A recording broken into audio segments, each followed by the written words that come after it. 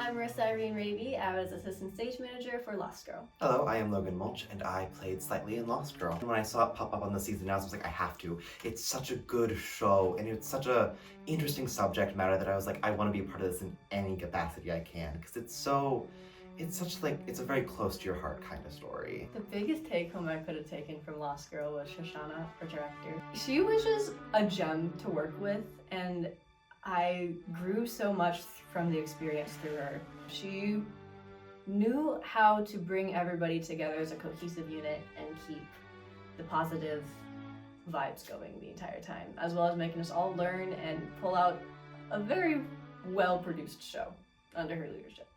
Lost Girl was really a strong ensemble moment that I think made dealing with some heavier subject matter a lot easier, because we had each other to kind of lean into and like, hey, I'm having a really rough day and this is gonna be bad. We were there and we could support one another, and that was just incredible. I think my favorite phrase Shoshana said in the entire run of the show is, don't play the feeling, experiment with the colors of the person, because there's so many complexities to, like, yes, you can be frustrated or mad or sad, but there's like parts where you start to overlap, and the mad and the fear and the anger start to merge into one, and there's no good emotion to play there. It's just complicated.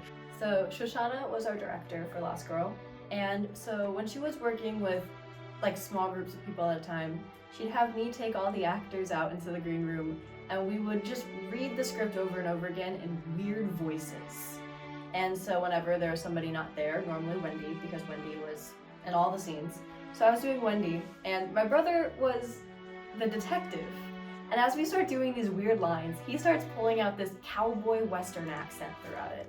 And as it continued, it further became his actual detective person, and he became a cowboy because of that situation. One of the things I really loved about this show is I think it opened up a new conversation of material covered in student theater. This was a bit of a darker, a bit of a heavier show. We got to have those mature conversations, and we got to do a little more like educating both of the theater world, but also like the independent humanity, like these are real world experiences and people go through this stuff, and like what does that actually look like?